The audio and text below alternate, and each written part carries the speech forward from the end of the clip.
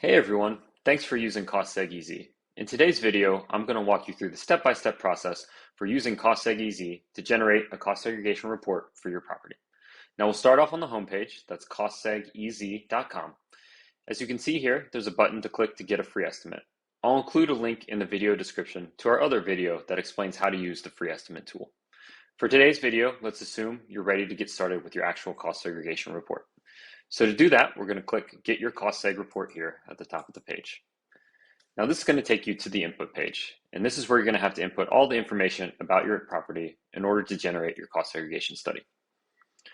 Now to start out, we're going to request some basic contact information. This is contact information for you and your company in case we ever need to reach you about your cost segregation report. So I'm going to go ahead and fill this out.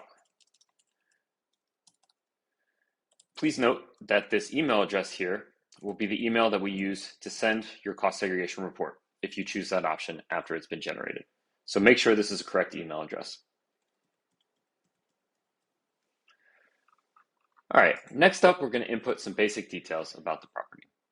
The property name is for informational purposes, help you identify which cost segregation report you're looking at if you develop multiple cost segregation reports for multiple properties. Next, you're going to have to select the property type.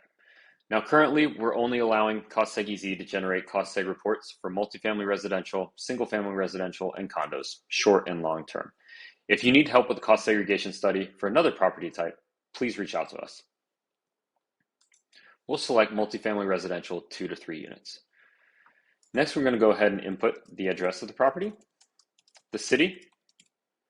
We're going to select the state from the drop-down menu. We're going to input the zip code. All right, next up is the building cost basis. Now this is the cost of the building only. Remember, land is not depreciable for tax purposes. So if you acquired a building for, say, $1 million and $250,000 of that was attributable to the land, the building cost basis we would use here would be $750,000. Now I'll note as we go through here, many of these input buttons have tooltips with additional details to help to any issues or have any questions about an input, you can reach out to us using the contact form on the website or the contact information in the video description. Next up, I'm going to want to go ahead and input the purchase date of the property. This is typically the date that you settle or the date that the property is ready and available for its intended use. So this property, we're going to say, was acquired on June 1st, 2022. Next, we're going to have to input the current tax year. We're doing this cost seg study for a 2022 tax return, so that's what we're going to choose here. The next input is the bonus depreciation. Now, bonus depreciation depends on when the property was acquired and when it was placed into service, and the percentages have changed over time. If you have any questions about this input, please reach out to your CPA or other tax advisor for help. Our property was acquired in 2022, so we're going to select 100%. Next, we're going to input an ROI factor. This is essentially the return on investment we expect to achieve from the additional cash flow that's generated by the accelerated depreciation deductions from a cost seg study. I'm going to use 8% for this example. And the final basic detail that we need is going to be the federal tax rate. Again, this might be an input that you need to discuss with your CPA or other tax advisor. For our purposes, I'm going to use 37%. Okay, the next section is the general building information. These are just some basic details about the building itself.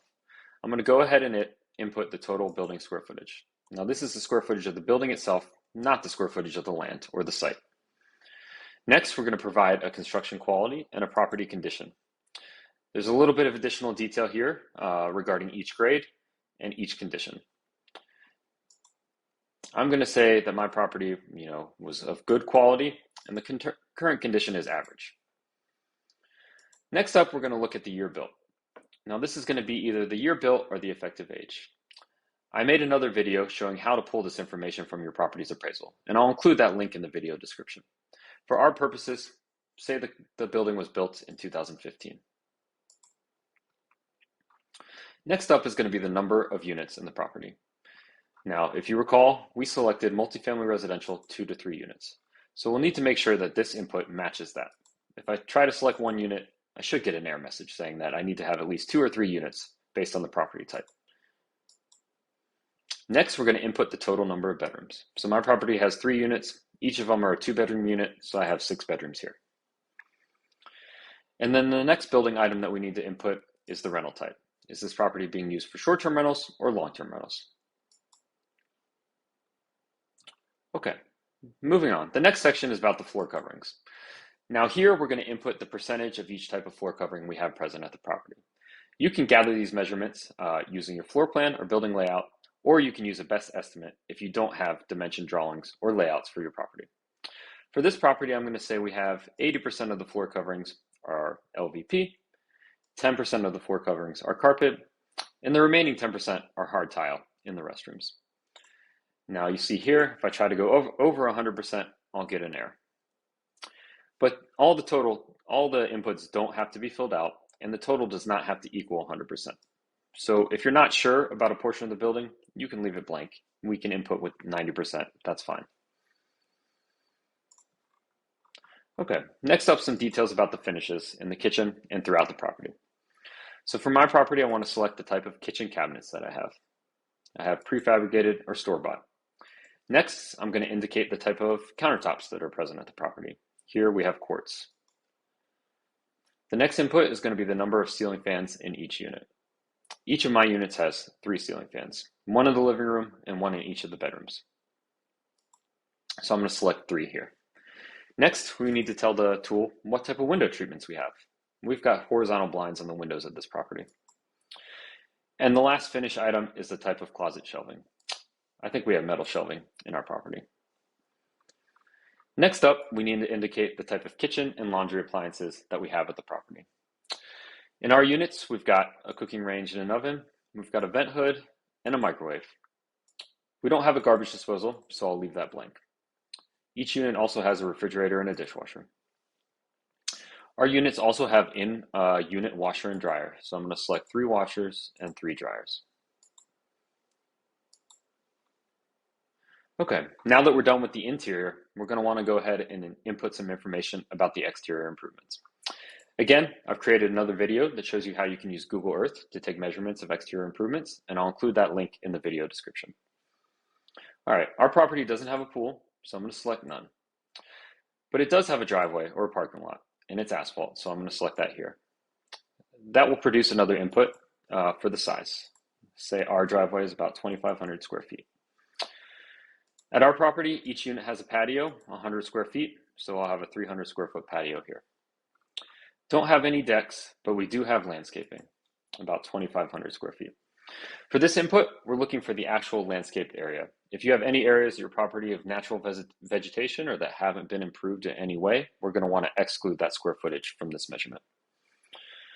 Our property doesn't have an irrigation system, so I'm going to leave that blank. But if it did, we would need to input the square footage of the irrigated area, which is going to typically match the square footage of the landscaped area. Our property has a little bit of sidewalks and some fencing. Now the fencing measurement is going to be a length measurement, and so is the retaining wall. Well, the rest of these measurements in the exterior section are square footage measurements. And that's it. That's all the inputs that are needed to generate a cost segregation study. Next, make sure you review the terms and conditions and click here. And finally, make sure you've discussed using cost segregation with your CPA or other tax advisor. There's a lot of different circumstances that can arise, and you want to make sure you can utilize all the benefits from your cost segregation study before moving forward. So I'm going to click here, and then I'm ready to generate my cost seg report.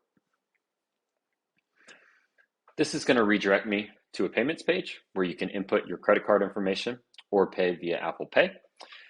And see the total fee that was calculated based on the cost basis of the property.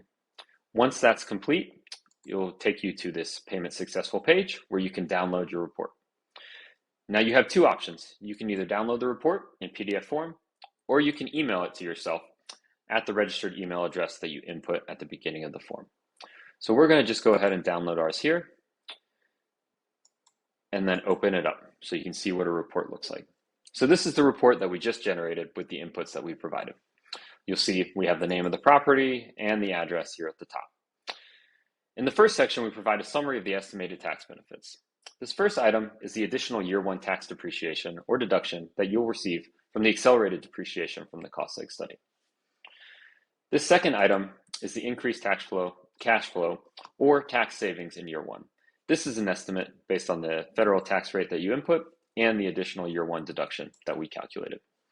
And finally, you have a net present value. This takes into account all the future cash flows from the depreciation, accelerated depreciation from the cost seg study, and assumes that you hold the property for its entire life.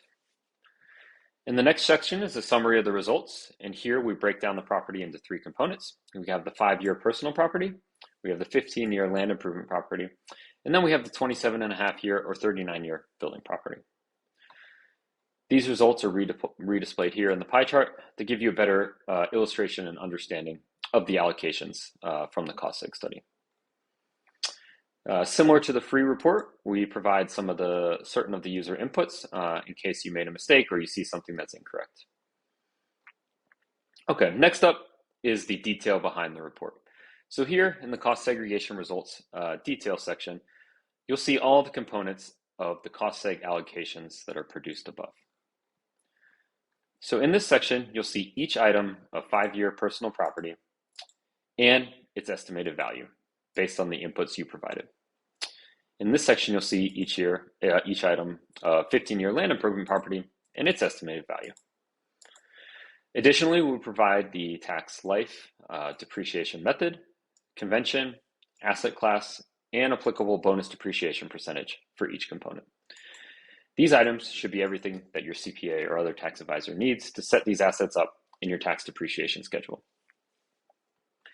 And finally, we provide a summary of the yearly depreciation by asset type and by tax year.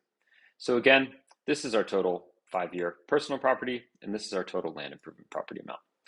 Because these components are eligible for 100% bonus depreciation, we're taking a deduction for 100% of the cost in year one. And then in future years, there's no additional depreciation to be taken on these components because we've taken it all in the first year. On the building property, we're going to depreciate that slowly over 27.5 years. And here's the amount of depreciation that we'll get each year on that. And again, provide your total matches to the input that you put for the building cost basis initially. And that's it. That's everything that you need to do to complete a cost segregation study with Cost Seg EZ. As you can see, you could get one done in 5 minutes or less if you have all the information handy. As always, if you have any questions or need help with anything, feel free to reach out to us via the forum on our website or via the contact information in the video description. I hope you found this video useful and have a great day.